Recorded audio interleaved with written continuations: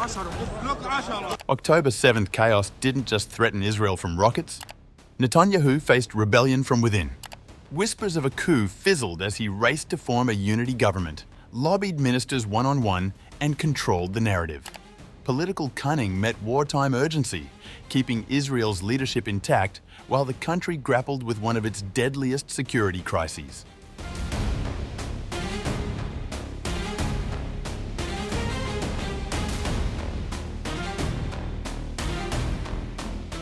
In the chaos following the October 7, 2023, Hamas attack, Israel's Prime Minister Benjamin Netanyahu faced an unexpected threat, not from rockets or militants, but from within his own party. The Haaretz report reveals that Netanyahu feared that his political allies might oust him at the very moment the country was grappling with one of its deadliest security crises in decades. The report said that sources indicated that in the days after the attack, whispers spread among ministers and Likud lawmakers that a constructive vote of no confidence was being considered, a maneuver designed to topple Netanyahu while immediately installing a replacement government. According to one insider in the Prime Minister's office quoted in the news report said, "The fear was that the government was about to be replaced in short order, maybe a week, that they would pick a new Prime Minister to manage the war." Yet, the plan never materialized. Why? Analysts suggest two key reasons. There was no consensus on Netanyahu's replacement, and crucially, former Defense Minister Benny Gantz, leader of the National Unity Party, wasn't on board. In the absence of a clear successor, internal opposition fizzled, giving Netanyahu a chance to stabilize his leadership at a moment when Israel could least afford political disruption. Even before Netanyahu was fully aware, Justice Minister Yariv Levin had reached out to Gantz and opposition leader Yair Lapid, inviting them to join a wartime unity government. Gantz accepted, and Netanyahu quickly mobilized to formalize the alliance. By October 11th, just 4 days after the Hamas invasion, a unity government was in place, providing Netanyahu with much-needed breathing room. But political survival didn't end there. Netanyahu reportedly held intimate one-on-one meetings with ministers, making them feel they had direct influence over security decisions, even if their actual power was limited.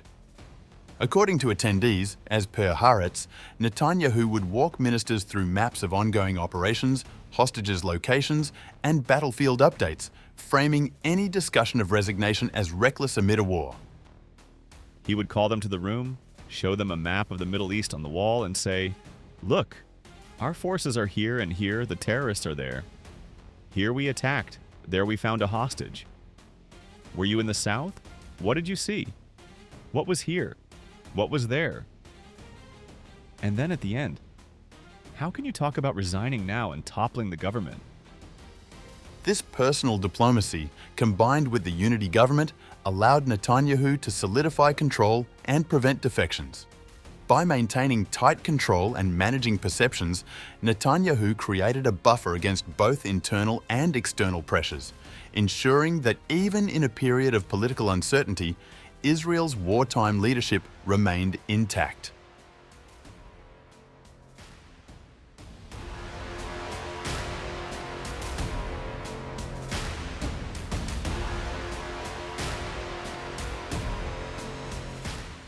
Netanyahu's survival strategy extended beyond his own ministers. He also worked to divide and weaken opposition parties, making it politically difficult for them to challenge the government mid-war. Sources indicate that opposition leaders, including Yair Lapid, were conscious of the optics. Opposing the government during wartime could appear reckless or unpatriotic. A Yesh-added source quoted by Haaretz said, "On the one hand, soldiers were being killed, and we couldn't create more division during wartime. On the other hand, every day that these people are in power is bloodshed in vain." In other words, opposition parties were walking a tightrope, cautious not to inflame tensions while still recognizing failures in leadership. Throughout the war, Netanyahu also leveraged public perception and internal polling to his advantage. While early polls post-October 7 showed a decline in support, he gradually regained ground. By May 2024, Netanyahu overtook Gantz as the preferred choice for premier. By August, Likud was polling as the largest party, demonstrating that the premier's wartime image and strategic maneuvers had successfully shored up public support. Analysts argue that Netanyahu's approach combined both political agility and battlefield optics.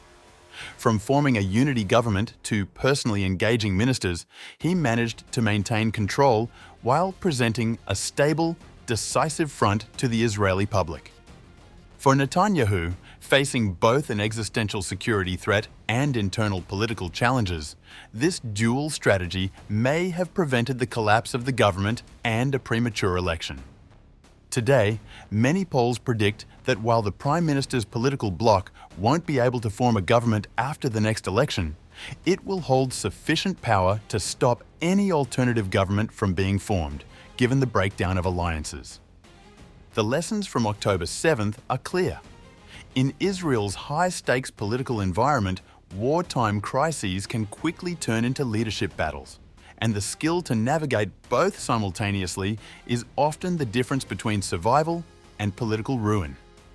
Netanyahu's handling of the October 7th aftermath illustrates a fundamental principle of wartime politics: control the narrative, manage your allies, and act decisively before rivals can organize.